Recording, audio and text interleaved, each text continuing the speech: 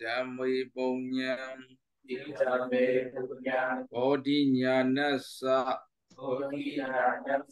Pajayo Odu Apamadina Sampadita.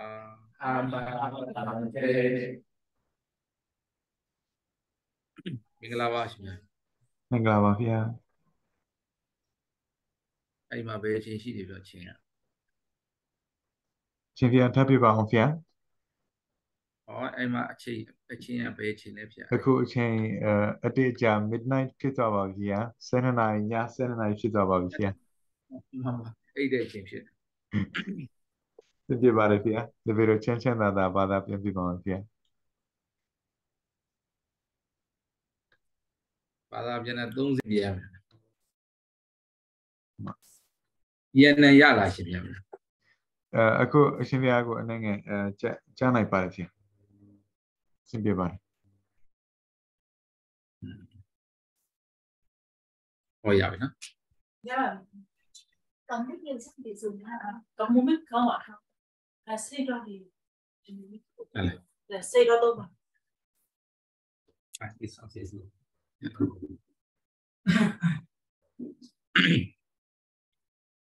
Cái đi này cái Theravada Buddha Tadana Rogu Gu Quay Sinh Cái Cha Đấy. The Garagamari who so means what do you have to jump to one that we did. So Sayadaw is very happy that the laymen and laywomen have come for this Dhamma teaching. Along the same Chama Javasi, Chanda Javasi, Pika Kadi Kinin Javasi, Mida Buddha Piro, Chidi. So the Sayadaw is wishing all of you to be happy, to be healthy, to be free from all dangers, from enemies, to be free from all enemies. And now let's start this event of Dhamma. Ngài Tam Tạng có nói rằng ngày hôm nay Ngài rất là hoan hỷ khi mà thiện nam tín nữ đệ tử về đây để mà lắng nghe lời pháp thoại trong buổi chiều ngày hôm nay, và Ngài Tam Tạng nguyện chúc cho tất cả quý vị thật nhiều hạnh phúc, thật nhiều bình an và sớm thoát khỏi tất thảy mọi hiểm nguy cũng như là mọi kẻ thù. Và bây giờ sẽ bắt đầu cái thời pháp thoại do Ngài thuyết giảng.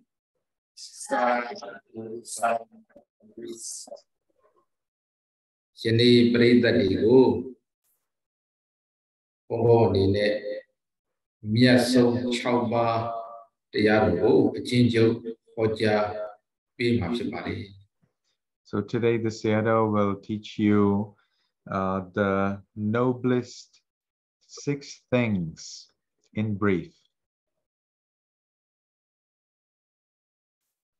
Và trong buổi chiều ngày hôm nay thì Ngài Tam Tạng sẽ thuyết giảng về 5 cái điều gọi là cao thượng nhất, nhưng mà thuyết giảng theo cách vắn tắt. 6. Number 1, Lokama Nya Chinema Nya de Ayolema Kong Zong Nya Chi. Number 2, Yobya. So first, the Sayadaw will teach you that which is the best thing to see. Điều đầu tiên đó là Ngài sẽ dạy cho chúng ta cái điều tốt nhất để mà nhìn thấy. Cái này aloha, imiro yasi shi do ayo amyu myu ri nhìn ni ja ba le. Mai ma ri leမြင်တယ်, ယောက်ျားတွေလည်းမြင်တယ်, အခြားအာယုံအမျိုးမျိုးတွေကိုမိမိတို့မျက်စိနဲ့မြင်တွေ့နေကြရတာဖြစ်ပါတယ်. Today, all the people in the crowd that has come to listen to this Dhamma talk have see various things. You see the things outside. You see men and women. You see people and things. So you see various and diverse things by your eyes. Ngày hôm nay thì tất cả mọi người trong cái tứ chúng này đến đây thì quý vị đã nghe và đã nhìn thấy rất là nhiều cái đối tượng, và chẳng hạn như là thấy người nam, người nữ, thấy cái này, cái kia.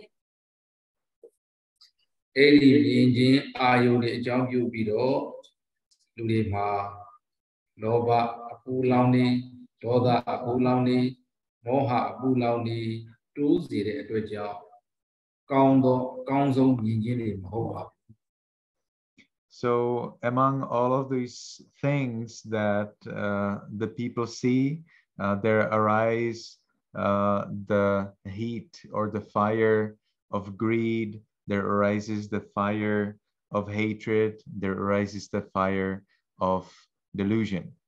Sayadaw, however, will today teach you the good things, the good thing that is very good to see. Và trong số tất cả những cái điều mà chúng ta nhìn thấy được thì có nhiều thứ khiến cho cái ngọn lửa của tham dục, ngọn lửa của sân hận khởi lên trong chúng ta. Tuy nhiên trong buổi chiều ngày hôm nay thì Ngài Tam Tạng sẽ hướng dẫn cho chúng ta cái cách để mà mình nhìn những cái điều gì đó mà nó khởi lên trong mình, những cái suy nghĩ thiện lành.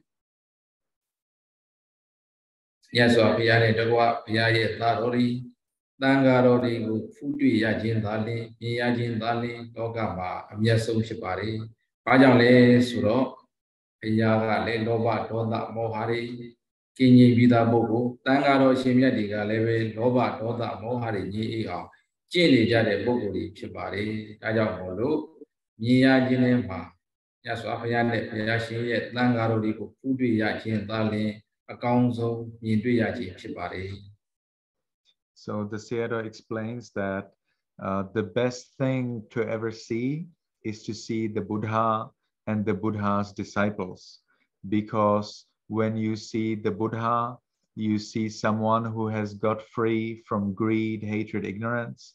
When you see the monks, you see those who are training to get free from greed, hatred, and ignorance. And therefore, seeing the Buddha and seeing the disciples of the Buddha is the best thing you can ever see. Và Ngài Tam Tạng có giải thích rằng cái điều tuyệt vời nhất mà chúng ta có thể thấy đó là gì? Nhìn thấy Đức Phật và nhìn thấy những vị đệ tử của Thế Tôn. Bởi vì khi mà chúng ta nhìn thấy Đức Phật, chúng ta đang nhìn thấy một cái nhân chứng mà hoàn toàn đã thoát khỏi tất thảy mọi phiền não, tham, sân, si. Và khi chúng ta nhìn thấy chư tăng hay là những vị mà sống đời sống phạm hạnh, nghĩa rằng chúng ta đang nhìn thấy những con người đang trên cái con đường thực hành cái đạo lộ để thoát khỏi tất thảy những phiền não, tham, sân, si ấy.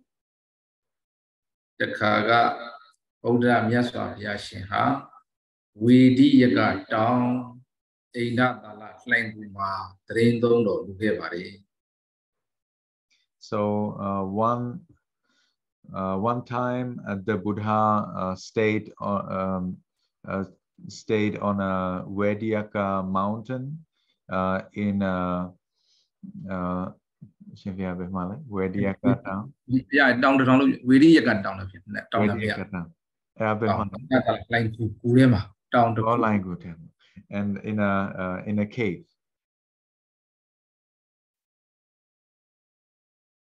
Và thời bấy giờ thì Đức Phật ngự tại cái ngọn núi đó là Vedyaka và ngự tại một cái hang động trên cái ngọn núi này.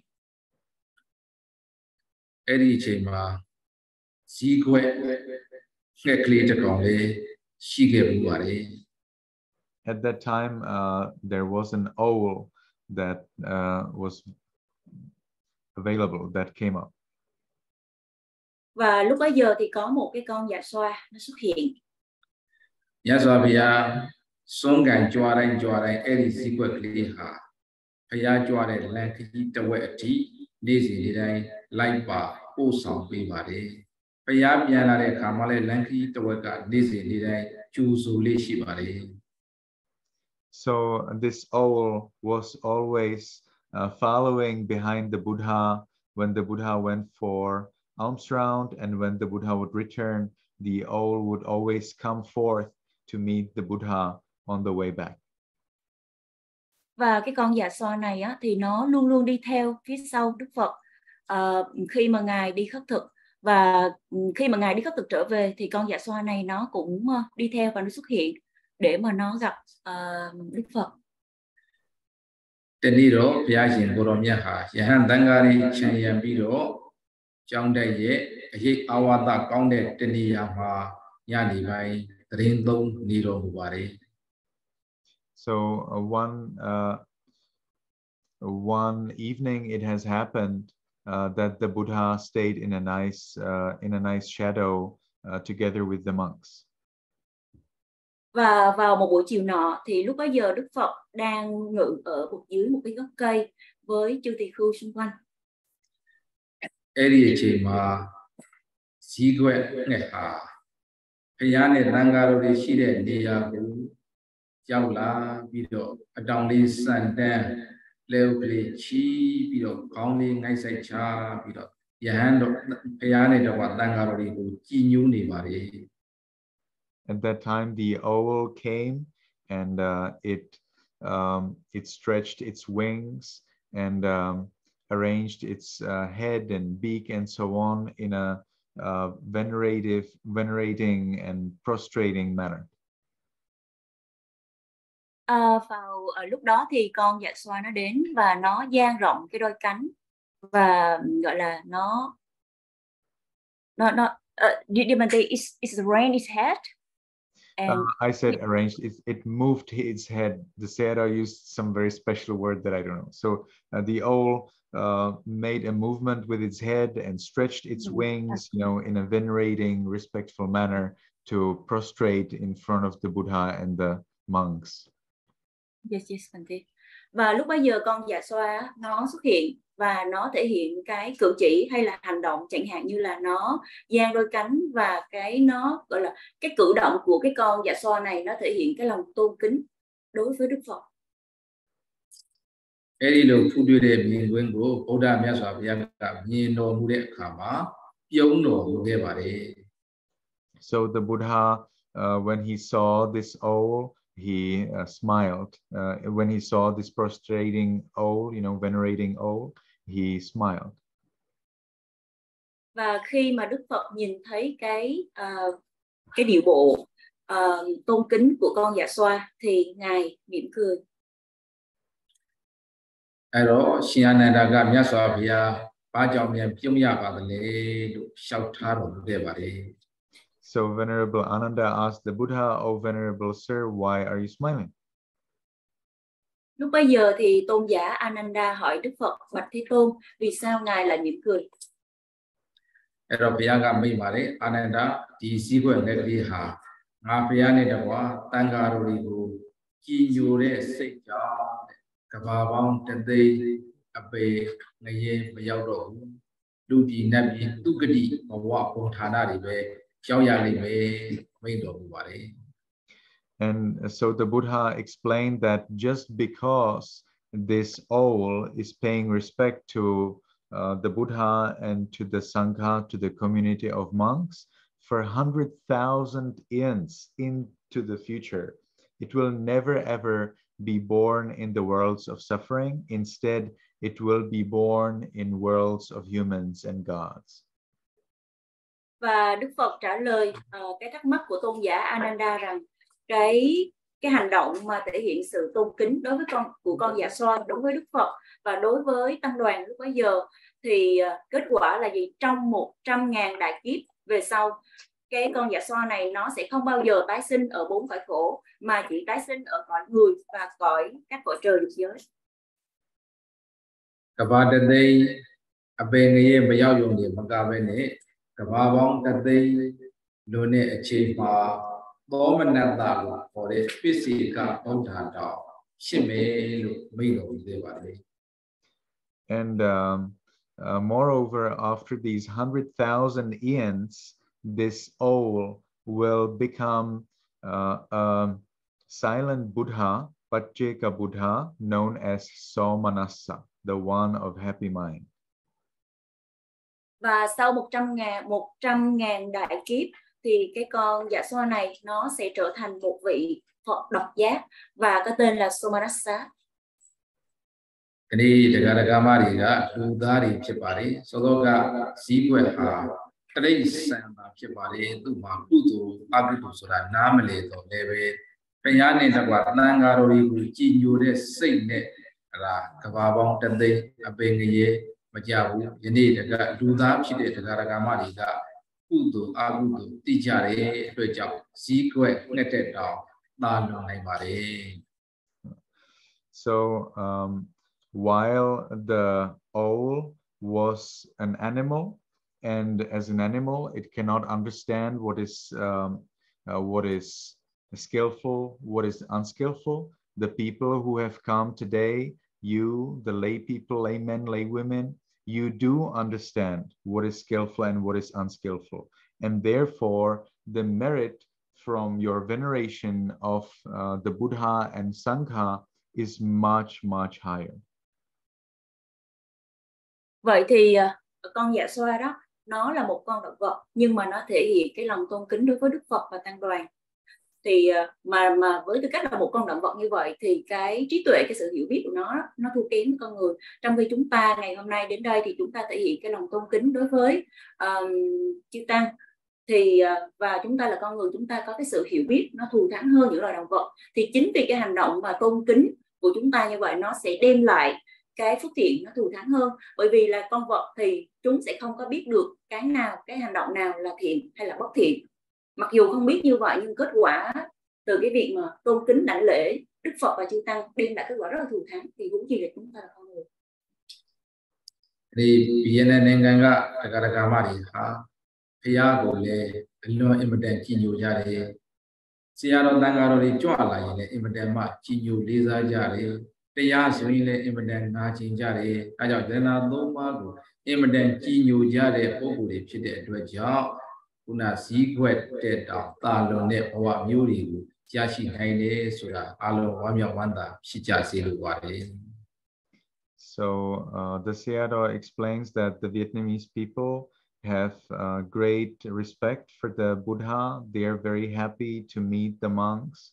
They are very eager to learn Dhamma, and therefore, much more than the animal of the owl, the Vietnamese people as humans, they will get a huge merit for their veneration and for their enthusiasm, and therefore the Sayadaw expresses how he is so happy about the Vietnamese people. Và Ngài Tam Tạng 15 cũng giải thích rằng là thiện nam tín nữ của người Việt Nam thì có cái lòng tôn kính rất là lớn đối với Đức Phật, cho nên và họ cũng rất là hoan hỷ khi mà gặp được chư Tăng. Thì đồng thời họ cũng có một cái lòng cầu Pháp, học hỏi giáo Pháp. Chính vì điều đó cho nên rằng là gì, chúng ta gọi là gì, chúng ta hơn cái con dạ xoa lúc nãy rất là nhiều. Chính vì điều đó cho nên cái hành động mà lễ bái tôn kính của chúng ta hướng đến Đức Phật, hướng đến Tăng đoàn, thì sau này chúng ta sẽ có được những cái phước thiện rất là lớn lao, rất là thù thắng. Chính vì điều đó cho nên Ngài Tam Tạng cũng cảm thấy là hoan hỷ về cái niềm tín tâm và nhiệt thành trong giáo pháp của người Việt Nam.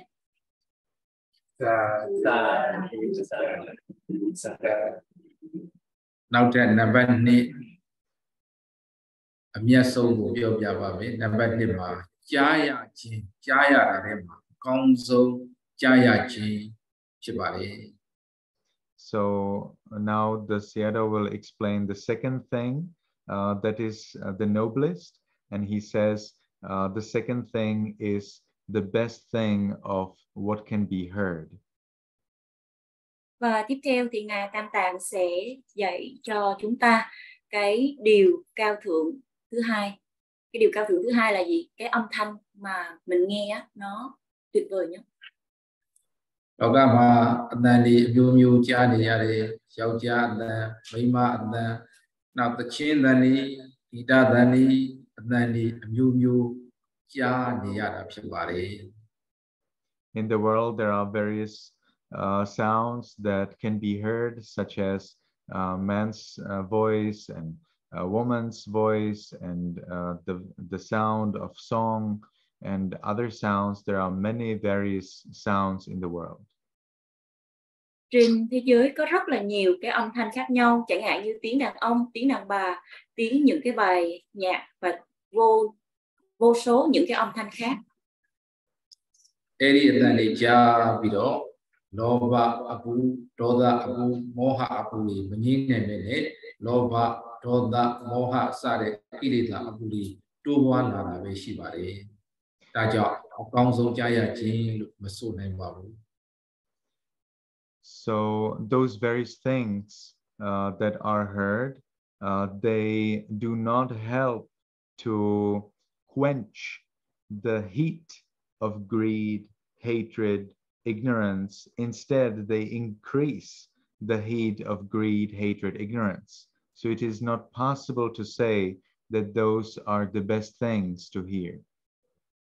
Và những cái âm thanh vô số cái âm thanh trên cái thế giới này á, khi mà chúng ta nghe nó, chúng ta không thì những cái phiền não tham sân si trong chúng ta không có vơi dịu đi, mà thay vào đó những cái phiền não ấy nó ngày càng tăng trưởng trong chúng ta. Chính vì điều đó những cái âm thanh này không được coi là những cái âm thanh mà gọi là cao thượng.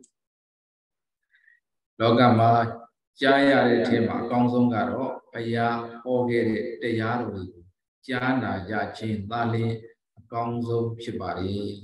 Di taya ri na pi mimi do tan nan ma shi de loba, Doda, Moha apu laung ni a long ngei si nain de atwet jaw akong song ja ya chin lo so lo chin phit pa ri. The best thing in the world to hear is to hear the Buddha's teachings. And it is because when we hear the Buddha's teachings, it leads us to decrease, to quench the heat of greed, hatred, ignorance. Therefore, the sound of the Buddha's teachings is the best thing to hear. Và cái điều tốt nhất để mà chúng ta lắng nghe đó là gì? Lắng nghe những cái lời giáo huấn, những lời dạy của Đức Phật. Bởi vì khi mà chúng ta nghe những cái lời dạy của Thế Tôn thì nó sẽ giúp cho những cái phiền não trong chúng ta được vơi dịu, được giảm đi. Chính vì điều đó cho nên là gì? Những cái lời dạy của Đức Phật được xem là những cái âm thanh mà cao thượng nhất trên thế gian này.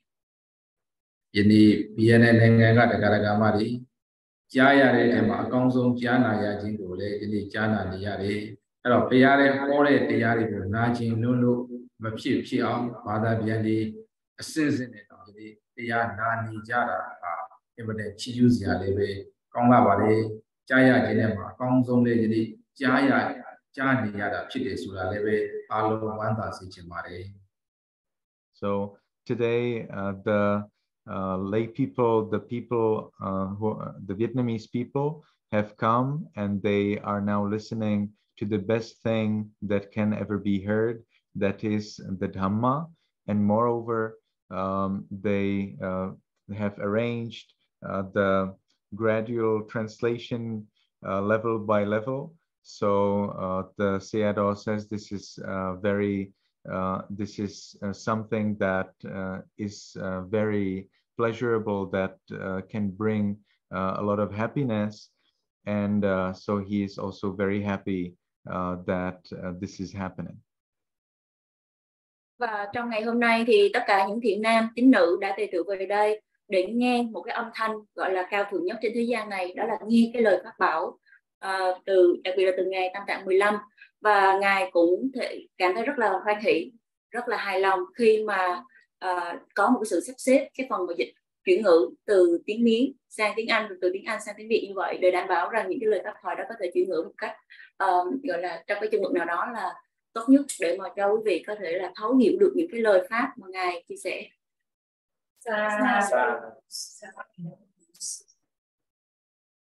Number 2 la ba đâu để ya chin ne ma akong song ya chin pyo pya ba me. Now as number 3, the Sayadaw will explain the best thing that can be gained, that can be received. Và điều thứ 3, ngài Tam Tạng muốn hướng dẫn cho chúng ta đó là cái điều tuyệt vời nhất trên thế gian này để mà chúng ta có thể đạt được, để mà có thể có được. Loga ma ya ja de ta đi ra đi, bi đi ra đi, nào suy đi ra đi, quê đi ra đi, ốc xà đi ra đi cha. Ấy đi ra trên của trong biểu hiện lô ba, đô ta, mô ha, abu long đi, mà kiến hay bên này, lô ba, đô ta, mô ha đi về, tu là ra vềဖြစ်để đối trọng, công sông gia chi, mà sung này bảo. So in the world, people gain various things. They gain sons, they gain daughters, they gain gold, they gain silver. And because of these, the heat, the fire of greed, hatred, and ignorance is increasing in their minds. Therefore, we cannot say that those things are the best things to get. Và trên thế gian này thì chúng ta có được rất là nhiều thứ, chẳng hạn như chúng ta có con gái, con trai, có vàng, có bạc. Tuy nhiên những gì mà chúng ta có được nó không có làm cho những cái phiền não tham sân si trong tâm của chúng ta được vơi dịu đi, mà trái lại nó khiến cho những cái phiền não ấy ngày càng tăng trưởng. Chính vì điều đó cho nên những cái mà chúng ta có được trong đời như vậy nó không phải là cái tốt nhất mà chúng ta có được. Nào gia trên em mà công dung gia trên là cả đó, bây giờ tia tanga chana tu mai cổ mà chi nhu lu taradia gia shi trên tali công dung chế bari, bây giờ tia tanga chana tu mai cổ chi nhu chi áp chế, đó ba đó ta mô hạ sa để bu long đi kiến sĩ này để đối cho công dung gia trên su chế bari. So the Sayadaw explains that the best thing that you can ever get is the faith, is the veneration in the Buddha, in the Buddha's teachings Dhamma, and the community of monks Sangha. And why? Because when you get faith in the Buddha, Dhamma, Sangha, the greed, hatred, and ignorance decrease in you. That's why the best gain in this world is faith in the triple gem. Và Ngài Tam Tạng có giải thích rằng cái điều tuyệt vời nhất mà chúng ta có thể có được trên thế gian này đó chính là cái đức tin. Đức tin ở đây là đức tin nơi Tam Bảo, tin vào Phật Bảo, Pháp Bảo và Tăng Bảo. Bởi vì khi mà chúng ta có cái niềm tin nơi Tam Bảo, nó giúp cho những cái phiền não tham sân si trong tâm của chúng ta được vơi dịu và dần dần nó được mài mòn. Thì chính vì điều đó cho nên là gì? Cái đức tin, khi mà chúng ta có được cái đức tin nơi Tam Bảo, đó là cái mà chúng ta gọi là cái điều tuyệt vời nhất mà chúng ta có thể có được trong cái cuộc đời này, trong thế gian.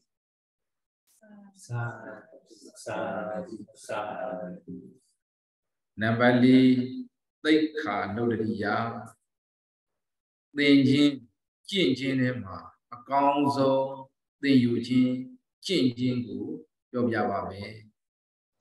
As number 4, the Sayadaw will explain what is the best thing to train, to learn.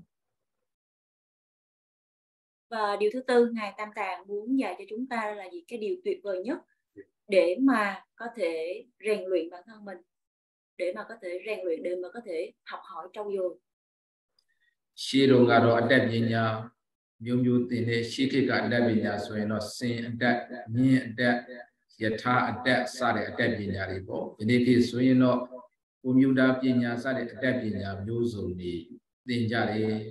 Ai do ai tin yu chin ko achaung yu pi do loba doda moha ri ma kin si nai ma bu. Loba doda moha ri be tu nai na phit de atwet chaung a kaung song tin yu chin chin tong chin lu ma so nai ba bu.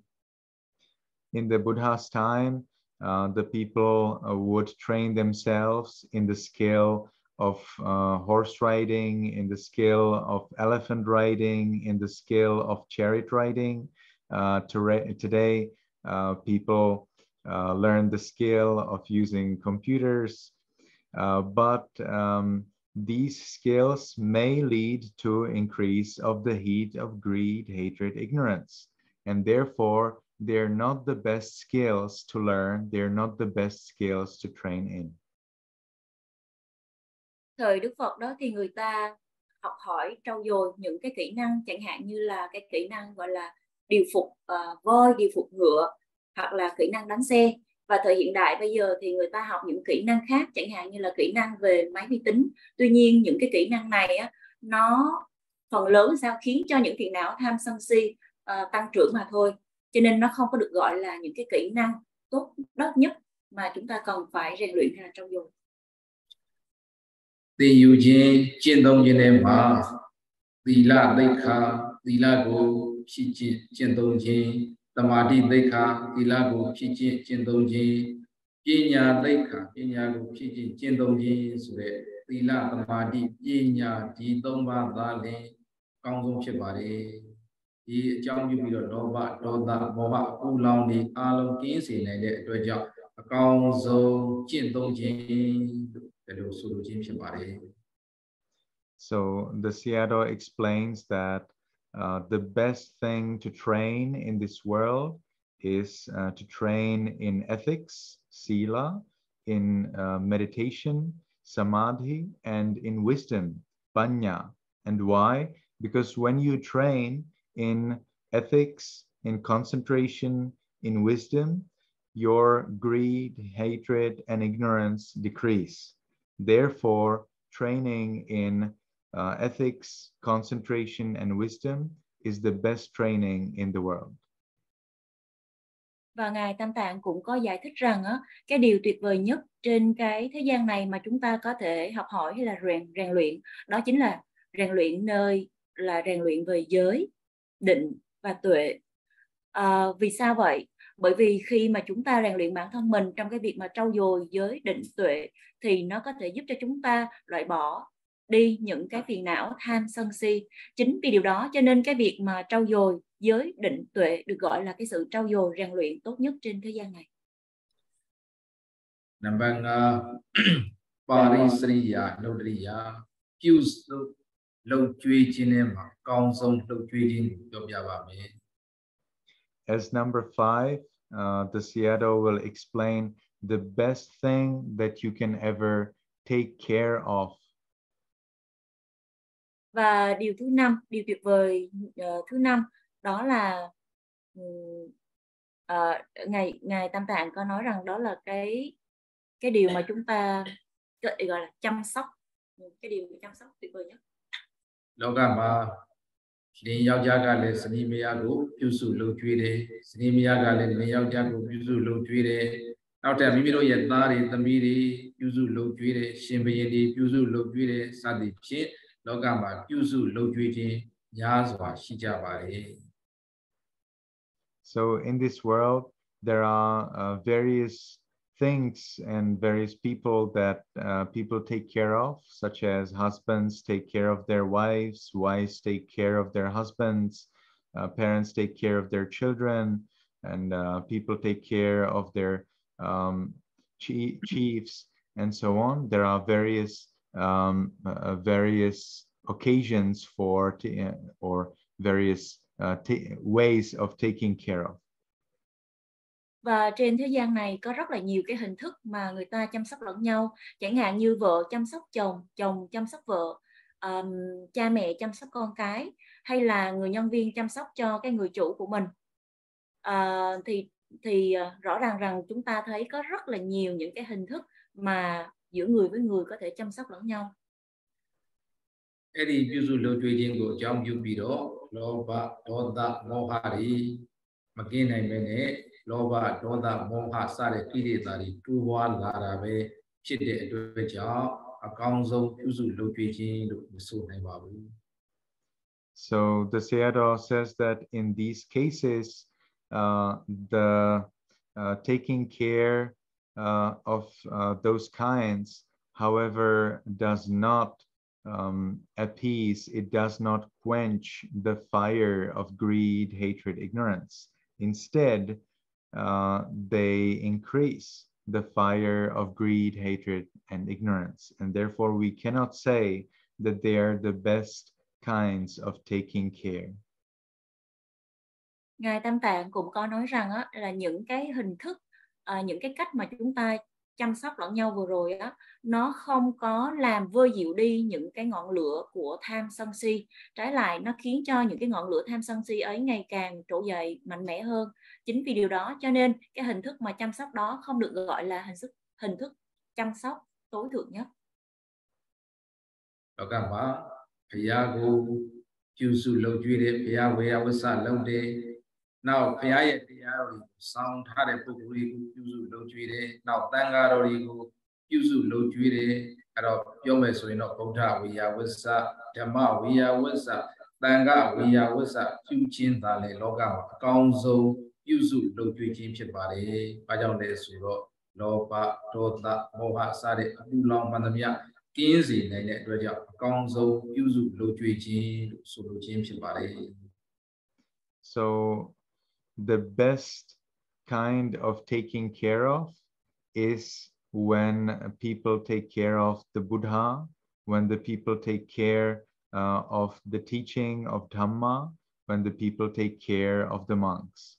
And why?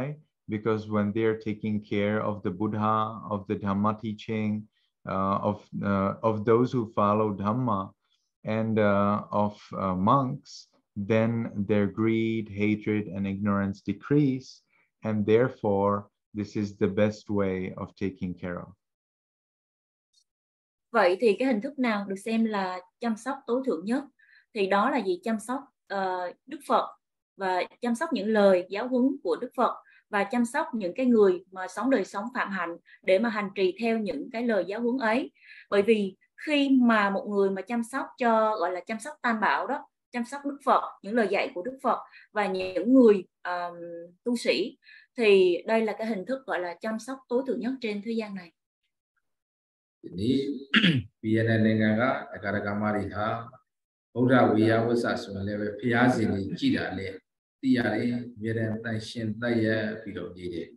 Now tiada ni sampai pilihkan tu, mungkin tiada ni sebenarnya lari agama dulu ni mesti ni fusu sampai jadi. Now tangga ni sebenarnya biasa ni sampai ni sekarang sah dulu ni mesti fusu sampai jadi. Raja Council usu lo chui jing yu lo ni jare sura le along wanda si ching mare. So the Vietnamese people they take care very much of their Buddha statues and of their pagodas. They keep them clean. They look at them with much veneration. The Vietnamese people, they invite the Tipitaka and monks to Vietnam, and they take care of them very well, so much that all of their needs, whatever they need, are very well fulfilled, and therefore this is very well done, and the Sayadaw is very happy about it, and so this is the best way to take care. Và thiện nam tín nữ người Việt Nam thì quý vị đã chăm sóc rất là tốt, với gọi là chăm sóc những cái tượng Phật rất là tốt, cũng như là cộng đồng những cái người mà sống đời sống phạm hạnh. Đặc biệt là quý vị đã thỉnh mời những vị tam tạng qua đây, những vị sư qua đây, và tất cả những cái nhu cầu, những cái mong muốn của chư vị thì quý vị gọi là đáp ứng một cách rất là vẹn toàn, rất là hoàn hảo. Cho nên chính vì điều đó cho nên Ngài Tam Tạng cảm thấy rất là hoan hỷ, rất là vui trước cái tấm lòng nhiệt tâm, nhiệt thành và tín tâm của cộng đồng Phật tử người Việt Nam.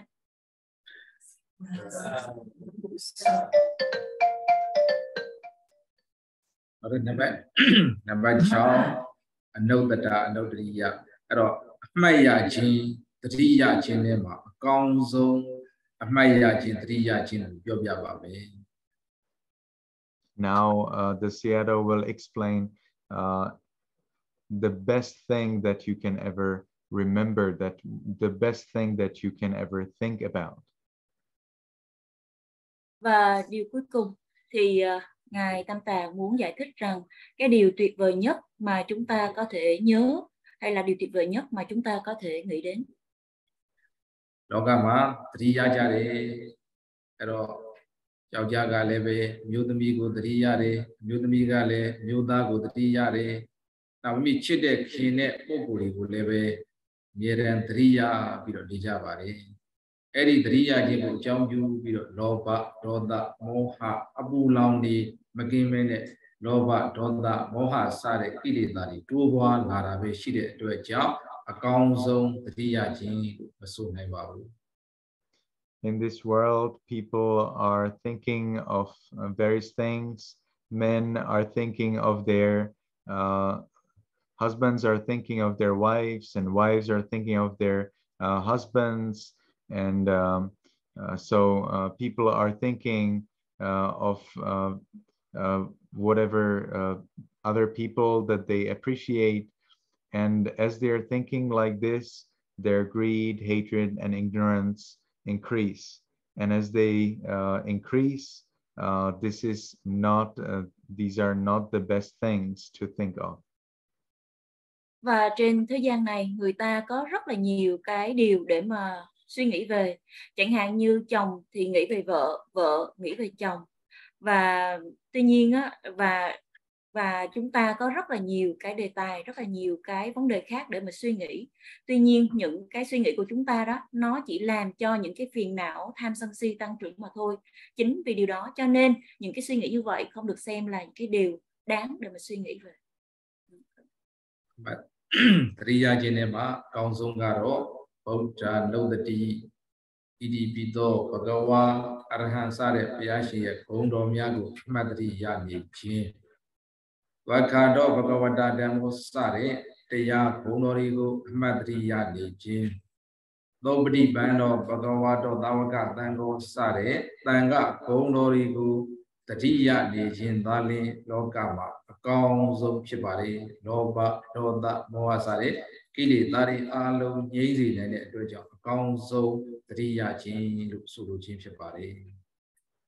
So in this world, the best things that we can ever think of are first the qualities of the Buddha, starting by Itipiso Bhagava, meaning such is the exalted one, and second, thinking of the qualities of Dhamma, the Buddha's teachings, Svakato Bhagavata Dhammo, and so on. The Buddha's teachings is taught very well. And third, thinking of the qualities of the Sangha, of the community of monks, Supatipanno Bhagavato Savaka Sangho, and so on. The Buddha's the community of the Buddha's disciples is following very well. Why are these three kinds of thinking of the best? Because they decrease the greed, hatred, and ignorance in the one who's thinking this way. Therefore, they're the best ways of thinking of in this world. Và trên thế gian này, cái điều mà tuyệt vời nhất để mà chúng ta có thể suy nghĩ về, thứ nhất đó là những ân đức của Đức Phật. Bắt đầu từ cái bài gọi là Itipiso Bhagava A-ra-hán, đó là chính hồng ân của Đức Phật. Điều thứ hai đó là chúng ta có thể suy tưởng về đó là những cái ân đức của Tăng Bảo, bắt đầu từ Swakato, vân. Và thứ ba là ân đức của Pháp Bảo, đó là là thứ ba đó là gì? Ân đức của Tăng Bảo, đó là Supatipanno, cái bài tụng đó. Thì Tăng Bảo, bởi vì Tăng Bảo là những cái người đang thực hành theo những cái lời dạy của Đức Phật để mà hướng đến cái việc chấm dứt những phiền não. Vì sao? Khi mà chúng ta suy tưởng về ân đức của Phật Pháp Tăng, đó là cái điều tuyệt vời nhất để mà chúng ta suy nghĩ về. Bởi vì khi mà chúng ta tưởng nhớ đến ân đức của Tam Bảo, nó giúp cho những cái phiền não tham sân si trong tâm của chúng ta được giảm bớt. Cái này tia nani chare Vietnamanga Takaragamaru. Cái này miệt sâu cao sâu chau ba lu Yashi ni Jabare. Number 2, Nia Jima cao sâu Nia Jinule Nia Dui Nia Bare. Number 2, Jaya Jima cao sâu Paya Tia Rigolebe Na Jani Jabare. Today, the listeners, the Vietnamese listeners, the Vietnamese who have come to listen, are getting the best things, these 6 best things. First, they're getting the best thing to see. Second, they're getting the best thing to hear. Và ngày hôm nay thì tất cả những thiện nam tín nữ người Việt Nam đã tề tựu tại tư gia của thí chủ ngày hôm nay để mà và quý vị đã có được gọi là 6 cái điều tuyệt vời nhất trên thế gian này. Điều thứ nhất đó là gì? Cái thấy tuyệt vời nhất. thứ hai là cái nghe tuyệt vời nhất. Number 3 gia chi ne kong song gia chi phit de kong song taradiya ko le gia shi ni ja de. Now chin tong jin ne ma kong song phit de thila samadhi panya taikha toma ko le chin tong ni ja ya ba de.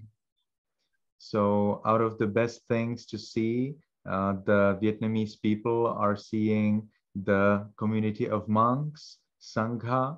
Out of the best things to hear, the Vietnamese people are getting to hear the Dhamma, the Buddha's teachings. The Vietnamese people today are also getting the best gain as the number 3, namely the faith in the Buddha, in Dhamma, in Sangha. And number 4, the lay people, the Vietnamese lay people, are training in the best things that can be trained, namely in ethics, sila, in meditation, samadhi, and in wisdom, panya. Và cái điều tuyệt vời nhất mà để thấy đó là ngày hôm nay thì thiện nam tín nữ người Việt Nam đã nhìn thấy được cộng đồng của tăng già. Đây là cái điều tuyệt vời nhất để mà thấy. Điều tuyệt vời nhất để mà nghe đó là gì? Lắng nghe pháp bảo, lắng nghe những cái lời dạy của Thế Tôn. Và điều thứ 3 đó là gì? Có tuyệt vời nhất đó là gì? Có được cái đức tin nơi Tam Bảo Phật Pháp Tăng. Điều thứ 4 đó là gì? Có được cái sự rèn luyện, sự học hỏi tuyệt vời nhất đó là gì? Rèn luyện về giới định tuệ. Number 5 ပြုစုလုပ်ကြွေးခြင်းနဲ့မှာအကောင်းဆုံးဖြစ်တဲ့ဘုရားတရားသံဃာရဏသုံးပါးကိုလည်းပြုစုလုပ်ကြွေးခွင့်ရနေကြပါတယ်။ Number 6အမှတ်တရခြင်းနဲ့မှာအကောင်းဆုံးဖြစ်တဲ့ဘုရားတရားသံဃာရဏသုံးပါးရဲ့ဂုဏ်တော်တွေကိုလည်းယနေ့အမှတ်တရနေကြပါပြီ။ Number 5, as number 5, the Vietnamese people today are taking care of the Buddha's teachings, of the monks very well, and therefore they're taking care of the best thing that can be taken care of. And number 6, the lay people are thinking of the Buddha's qualities, of the qualities of the Buddha's teachings, Dhamma, and of the qualities of the community of monks, Sangha, as they're listening to this Dhamma talk. Và cái điều thứ 5 đó là chư thiện nam tín nữ người Việt Nam ngày hôm nay đã chăm sóc rất là tốt những cái lời dạy của Đức Phật, cũng như là chăm sóc rất là tốt đối với chư tăng. Chính vì điều đó cho nên là gì? Họ đang chăm sóc một cái điều tuyệt vời nhất trên thế gian này. Điều thứ 6 đó là chư thiện nam tín nữ người Việt Nam đã có những cái suy nghĩ tuyệt vời nhất, đó là suy nghĩ về những ân đức của Phật bảo, của Pháp bảo và của Tăng bảo. Cái này bây giờ này nhà cái camari, amya song chau ba cái này yashi tu, nào leve thì amya song chau ba yashi ao sen lệ, trên tông chu gia đi thành gia ba lúc đại tuổi cũng như thế à, đi cũng chau ba đấy. So Sayadaw would like to encourage all of you to continue, just like you have been gaining and practicing the noblest 6 things so far. The Sayadaw would like to encourage you to continue in training in these 6 noblest, the best things in the following. In the coming time, and thus the Sayadaw would like to conclude his Dhamma talk. Và Ngài Tam Tạng muốn khích lệ, muốn khích lệ tất cả quý vị hãy tiếp tục những gì mà quý vị đang làm, những gì mà quý vị đang có được, đang rèn luyện.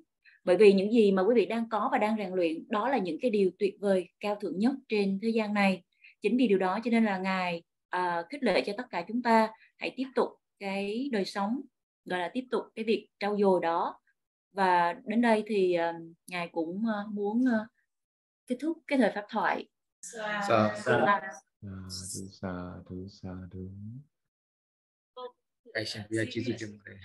Dear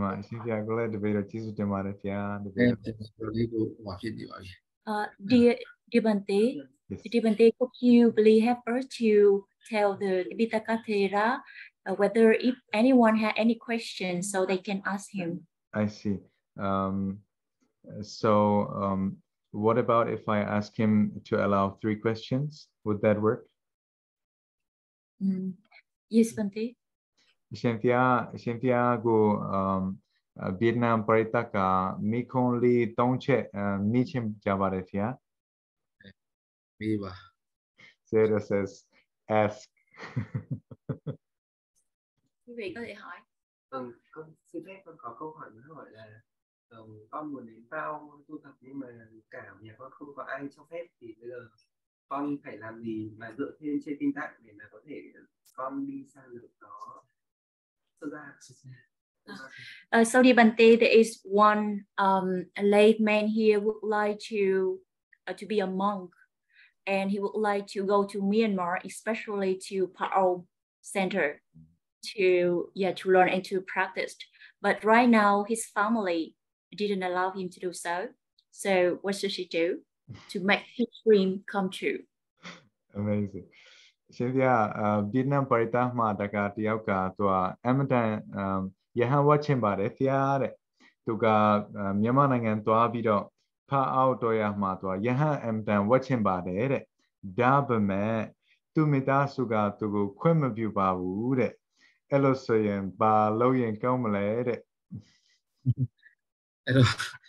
Viva Quim view no Yahan will Yahu Quim view on Pialete to she and do day no Rata Balado so she gave Bude Eido through Vivari got the Tida sort of Yan woke up my baby, not so much, but Biro Asa Angakan, Sanabia de Kajado, Vivaria, and Dudali Allah. Did I wouldn't Yara Dovadi and also Yan would be like the Vivari, who you on the lower day. So Sarah explains already in the Buddha's time, it was prohibited that those who do not have permission from their parents cannot actually become monks, such as the Venerable Sudinna and the Venerable Rattapala, who later actually were successful, but before, as young men, Sudinna and Rattapala were not allowed by their parents to become enlightened, to become ordained. And as they were not allowed by their parents, what they did is that they protested by not eating and not drinking.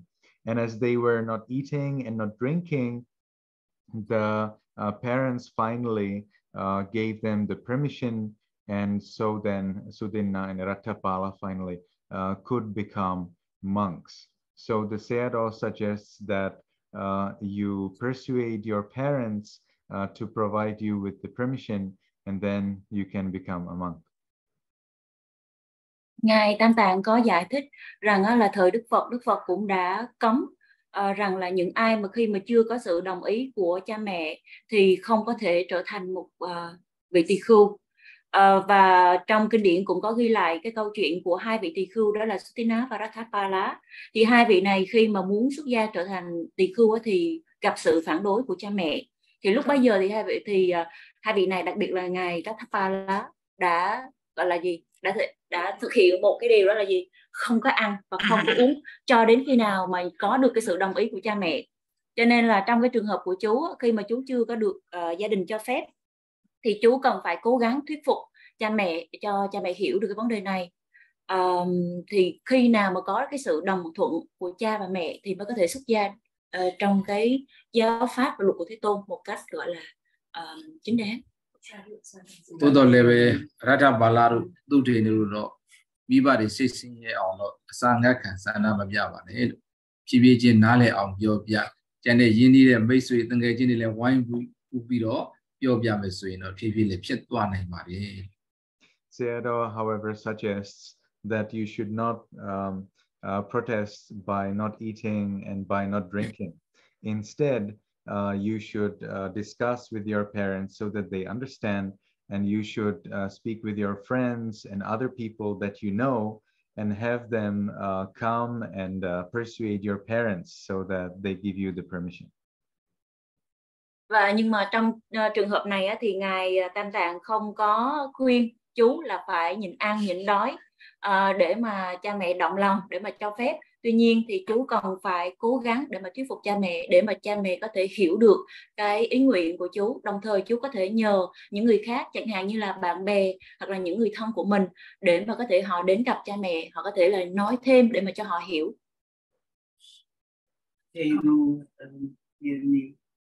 Chê du tình bài đi.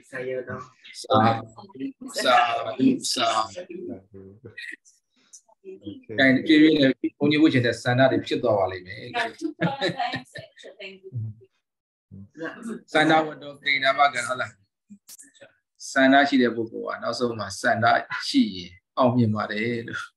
Sayadaw explains that those who have the true desire, here we are talking about the mental predominant condition, chanda. So those who have this predominant condition, chanda, they will in the end succeed. Ở đây thì Ngài Tam Tạng có nói rằng là những ai mà có cái ước nguyện là cái mong muốn ở đây là cái mong muốn thiện lành thực sự, thì họ sẽ thành tựu được cái ước nguyện đó. Sayadaw suggests that you need to give it some time. You need to wait a little. Ngài cũng có nói thêm rằng là chú cần nên kiên nhẫn, hãy cho cái điều đó một thời gian.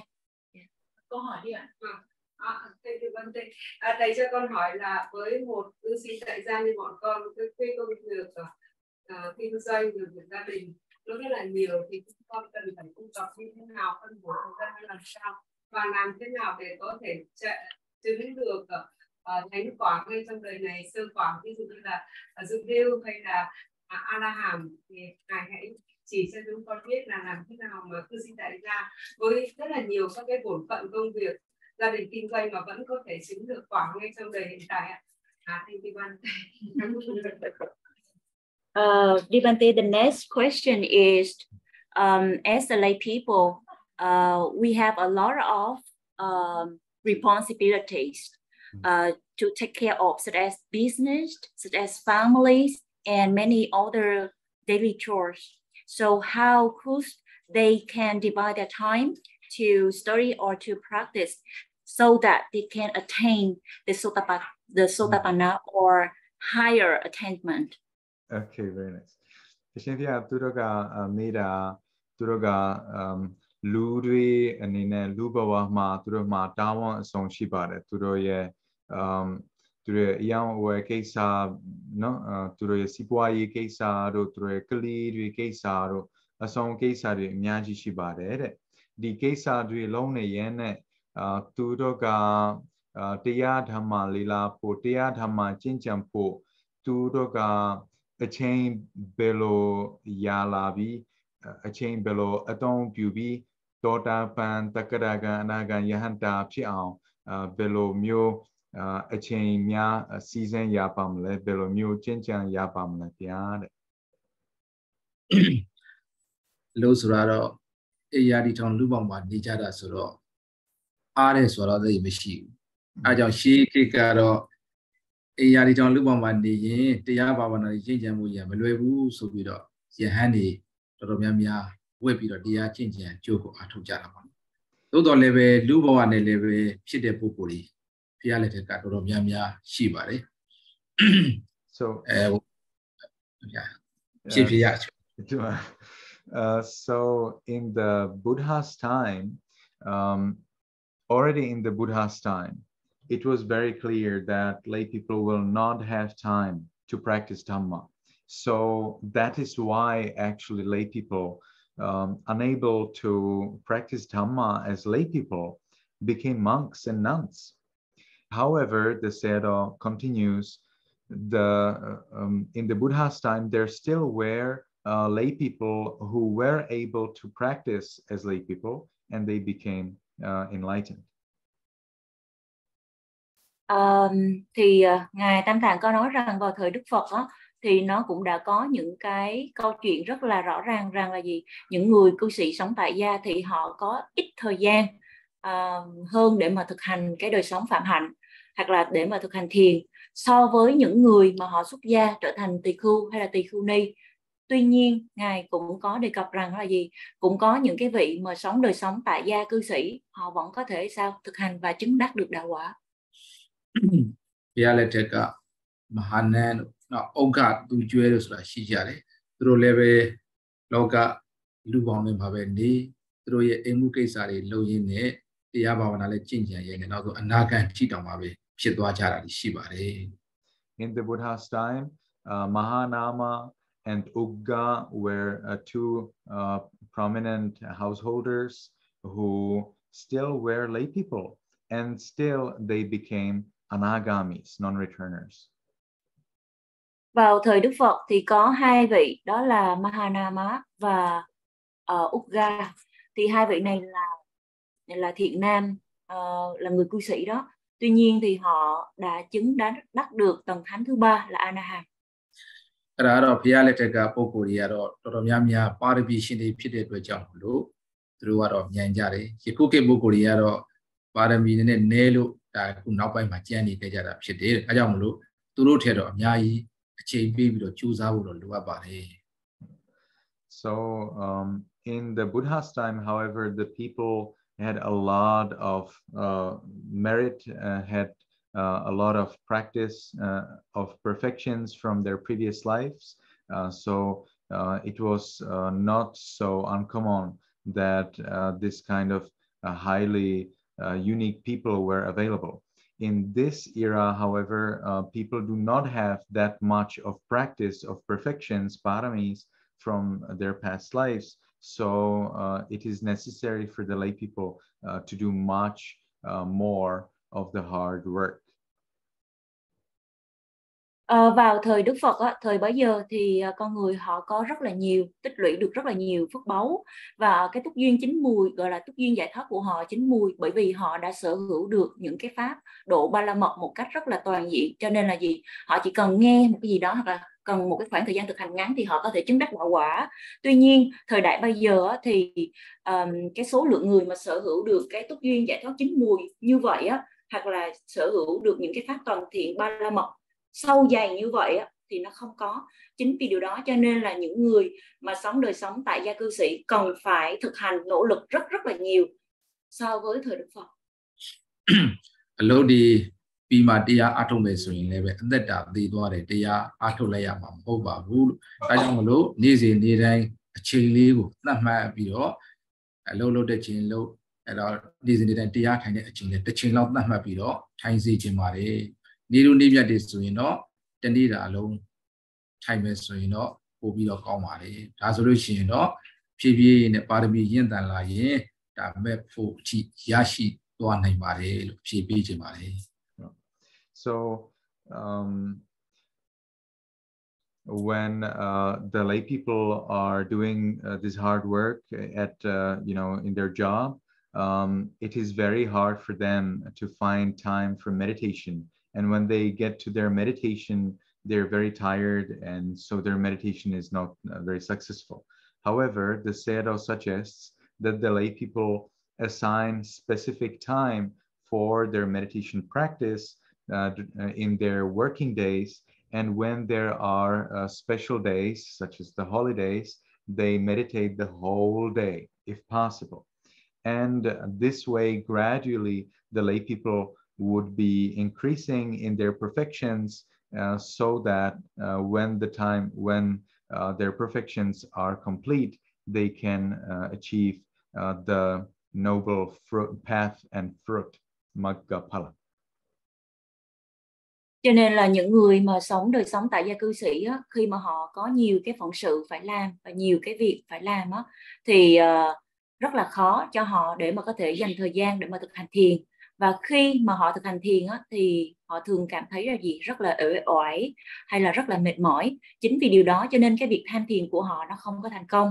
Tuy nhiên Ngài cũng có nói rằng khi mà sống đời sống tại gia cư sĩ thì chúng ta hãy cố gắng dành ra những cái khoảng thời gian nhất định nào đó trong ngày để mà cho việc thực hành thiền. Và khi nào mà chúng ta có những cái dịp chẳng hạn như là những cái ngày lễ thì chúng ta hãy dành trọn cái thời gian đó để mà thực hành thiền một cách miên mật. Bằng cách này chúng ta sẽ dần dần tích lũy được những cái gọi là cái pháp ba la mật của mình, cho đến khi nào mà túc duyên giải thoát của chúng ta chín mùi thì chúng ta sẽ chứng đắc được đạo và quả niết bàn.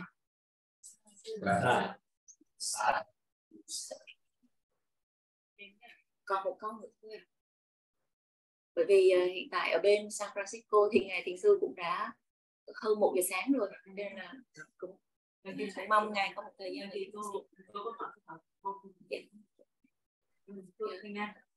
dạ, nếu không có ai thì con xin phép giải thoại.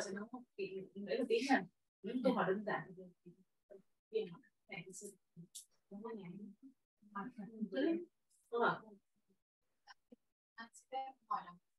nói là phát triển tin, bởi vì hiện tại con có rất nhiều phiền não và nhiều sự tương tư về cái con đường đi, và có cả những cái việc mà mình bị những chứng duyên sau để phát triển được cái đức tin, giống như là anh chia sẻ 6 cái điều người.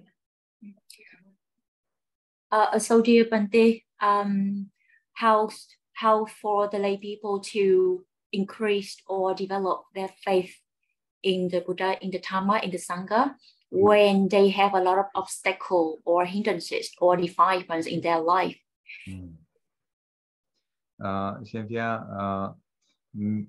Tu ro mi chinda ka tu ro ye bawa ma asong aha ata ro asong say kileta nyi chi ro elo amya ji shi ni ye neမြတ်စွာဘုရားတရားသံဃာအပေါ်တတ္ထာကြီးညိုမှုဘယ်လိုပွားလာအောင်ကျင့်ကြံအားထုတ်ရမလဲတဲ့ဒါတော့အမြဲတမ်းစိတ်ရဲ့လေ့ကျင့်ခန်းကိုလုပ်ရမှာဖြစ်ပါတယ်အဲ့တော့မိမိကိုဘုရားရဲ့ဂုဏ်တော်တွေဤတည်ပြီးသောဘဂဝါအရဟံသမ္မာသမ္ဗုဒ္ဓောစတဲ့ဘုရားဂုဏ်တော်တွေတွဲခါတော်ဘဂဝါတာဓမ္မောစတဲ့တရားဂုဏ်တော်တွေနောက်သုပ္ပတိပန်တော်စတဲ့တန်ဃာတော်ရဲ့ဂုဏ်တော်တွေအဲ့တော့ထပ်တလဲလဲပွားများပြီပါဆိုထားစာပေထဲမှာကိုဘာဝီတော်ဗဟုလိကတော်လို့ဆိုထားတယ်အကျဉ်းချင်းပွားပြီအဲ့တော့ပုထုဇဉ်မှန်သမျှတော့ကိလေသာတွေကများတယ်တပည့်တော်လည်းများတော့အရှင်ဘုရားလည်းများပရိသတ်တွေလည်းအကုန်လုံးများတာအဲ့ဒီများတာကိုဘုရားကုံတရားကုံသံဃာကုံဖြည်းဖြည်းပွားပါများလို့ရှိရင်ကိုယ့်ရဲ့စိတ်တွေကကြည်လင်းလာတယ်ပီတိတွေလည်းဖြစ်လာတဲ့အခါကျတော့ဖြည်းဖြည်းနဲ့ကိလေသာတွေလောဘဒေါသမောဟတွေလည်းပဲနည်းပြီးတော့သွားပါလိမ့်မယ်လို့အဲ့တော့မပွားခြင်းလဲပွားခြင်းလဲပွားပြီးထပ်တလဲလဲပွားမယ်ဆိုလို့ရှိရင်အဲ့တော့မိမိရဲ့ကိလေသာတွေများတာနဲ့ဖြည်းဖြည်းနည်းသွားပါလိမ့်မယ် So the Sayadaw says that the way to decrease your defilements, first and foremost, is to reflect on the qualities, on the virtues of the Buddha, such as Itipiso Bhagava, A-ra-hán, Sammāsambuddhassa.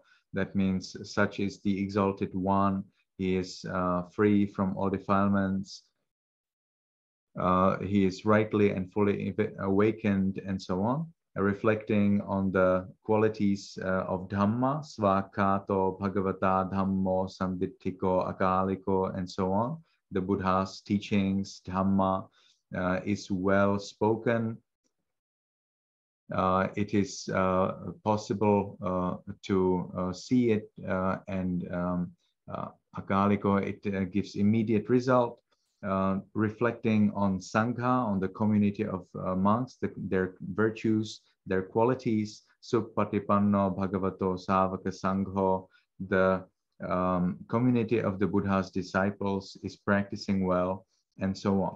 The Sayadaw explains that it is very powerful to practice, to reflect on these qualities of the Buddha, Dhamma, Sangha, and he suggests that you reflect on them whether you like it or not. So as much as you can, as many times as you can, as often as you can. He says the Buddha's instruction is bhavito bahulikato, means that you are developing it, that you are making a lot of it. That means you practice it a lot, whether you in the times when you want to practice them, in the times when you don't want to practice them, still practice them as much as you can so that your defilements decrease. Để mà tăng được cái đức tin nơi Tam Bảo thì đầu tiên mình cần phải giảm đi những cái phiền não mà mình đang có. Thì cái phiền não này được vơi giảm bằng cách nào? Đó là mình phải thường xuyên quán niệm đến những cái ân đức của Tam Bảo, những ân đức của Đức Phật, đó là chính ân đức bắt đầu từ cái bài gọi là Etipiso Bhagawa A-ra-hán Sammāsambuddhassa. Có nghĩa là khi mà mình quán niệm những cái ân đức của Đức Phật, mình cần phải hiểu rõ rằng những cái ân đức đó nó chứa đựng những cái ý nghĩa sâu sắc như thế nào. Chẳng hạn như Ngài là một cái bậc toàn giác, là chánh đẳng chánh giác, là người tự mình giác ngộ, không có cần người thầy nào. Ngài là bậc ứng cúng, Ngài là một cái gọi là chánh biến tri, ví dụ như vậy. Đồng thời chúng ta cũng sẽ quán niệm đến gọi là cái ân đức của Pháp Bảo.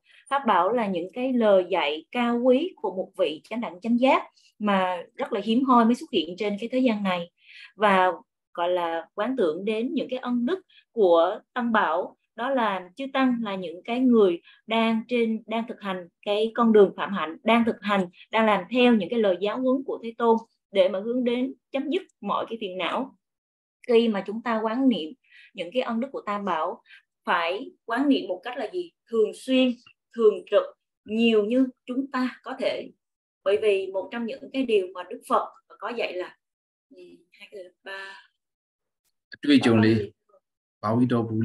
Yes, okay. Hai cái từ đó nó có nghĩa rằng là gì? Hãy nhiều nhất có thể, hãy thường xuyên nhất có thể. Seattle will share with you an experience from his life. Và bây giờ Ngài Tam Tạng sẽ chia sẻ một câu chuyện liên quan đến cái cuộc đời tu tập của Ngài. Pidika Đông Bông chết sinh nông trên này bị đọa bị suy nhẹ, cha em mà tất là lão na yêu lấy xí bà đấy, na yêu bị nao nhiệt tuổi nao tất là lão già đó, nao nhiệt tuổi sa đi bị đó, chia bà đấy.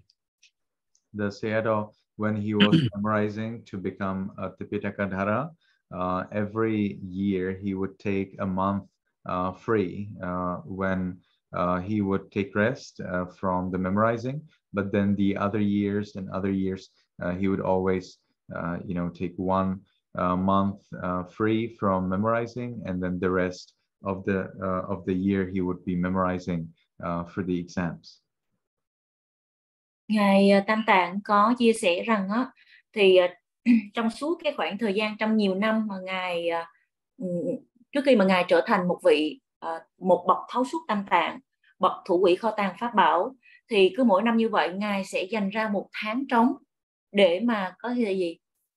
Có nghĩa là 11 tháng trong năm như vậy thì Ngài sẽ học để mà ghi nhớ Tam Tạng kinh điển, nhưng mà có một cái tháng trong năm vậy thì Ngài sẽ gọi là dành ra một cái tháng riêng đó. Là Đông Bông là lão na bị để khám mà nào nhiệt tuổi sa đi bị đó chết đi, ấy chỉ mà em này gì mà đấy sa ốc cổ cái mũi đó rồi quên đi bà đấy, tôi đó là về biên chết chú gia ban ra này để ye biên đi đấy này ye biên đi đấy đông ye trong đêm giao được cái gì đó để nhà đi đâu đông ye đi phần này lão chỉ đó sa bộ mà cái này xây dạo đó đấy. Sao xây dạo đó vì số ra này để đấy, cho nên cha ai rồi đi, ba mắm chỉ được sa đấy mà về xây cả yêu xuyên bị đó, đến đây bắt đầu sa này về, là bắt đầu bị đó đến đây bắt đầu sao với phía sau phải làm chuyện bà đấy, đại gia một lúc, thì đó biểu này ra đây, sa chết đấy bụng này mà chết chín lấy cha đó đấy cả sa đấy mà biểu được về, thì lúc cũng mà cái gì đó thì miếng này thì lấy về, phải à cũng ai cũng đi, bỏ gì miếng bây giờ thì đang ở sự giáo đoàn gì, xây thì em đã chỉ lên bị được biểu hiện đó vào lại về. So the Sayadaw at those times, after 1 or 2 months of taking rest, he didn't feel like he would like to memorize. As he would take the books in his hands, he would feel heavy and lazy and really not at all enthusiastic to learn. And still he decided that he will memorize like it or not. So as he was memorizing the first day, still he was not very happy. Second day, still not very happy. The third day, still not very happy. But by the 7th day, he regained his enthusiasm and eagerness, and he would be memorizing and memorizing through all the way until the end of the year. So that's why the Sayadaw suggests not only to you to reflect on the Buddha's qualities, whether you like it or not, but he also suggests it to his students to practice and to memorize, even at those times when they don't like it, because after some time, their enthusiasm will arise and they will be happy practicing. Ngài Tam Tạng cũng có chia sẻ rằng sau cái khoảng thời gian mà 1 tháng hay là 2 tháng để mà nghỉ ngơi trong cái việc mà không có tụng đọc để mà ghi nhớ Tam Tạng kinh điển như vậy, thì sau 1-2 tháng đó quay lại cái việc mà tụng đọc để mà ghi nhớ kinh điển thì Ngài cảm thấy rằng là gì? Rất là nặng nề, cảm thấy hơi lười biếng và thực sự là không có một cái chút nhiệt tâm nào để mà làm cái điều đó. Tuy nhiên, Ngài quyết định rằng là gì? Ngài sẽ phải ghi nhớ Tam Tạng kinh điển dù cho Ngài có thích hay không.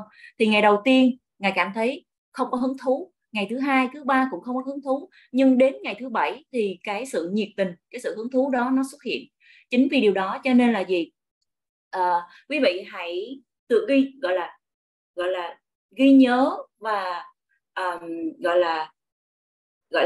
là reflect những cái ân đức của Tam Bảo, dù cho quý vị có đúng rồi quán niệm những cái ân đức của Phật Bảo, Pháp Bảo, Tăng Bảo phải nhiều hơn, phải nhiều cho đến khi mà quý vị có được cái sự nhiệt tình, nhiệt tâm ở trong đó, dù cho quý vị có muốn hay là không.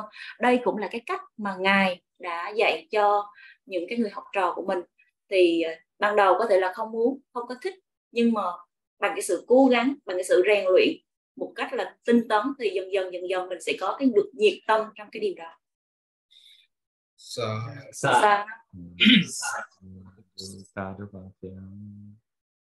Thank you, Bante, so much for helping us to translate the very valuable teaching, the Dhamma teaching from the Tipitaka Theravada team, and really help us to express our gratitude to him.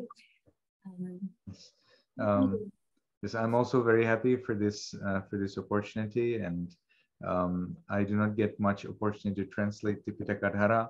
I did already translate Sayadaw about 12 years ago, but I'm very happy to translate because I always learn something new.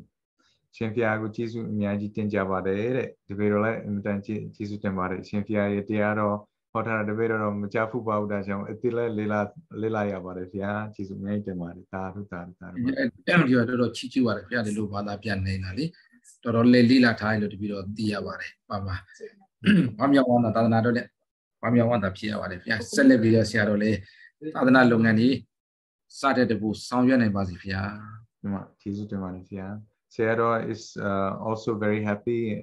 He actually praised me for my intentions to translate. He also has heard some good news about my knowledge, and he encouraged me to continue to share and teach Dhamma as much as possible. So from my side, I think I should take rest because after about 1.5 hours, I have another Dhamma teaching at 3 a.m. in the morning here.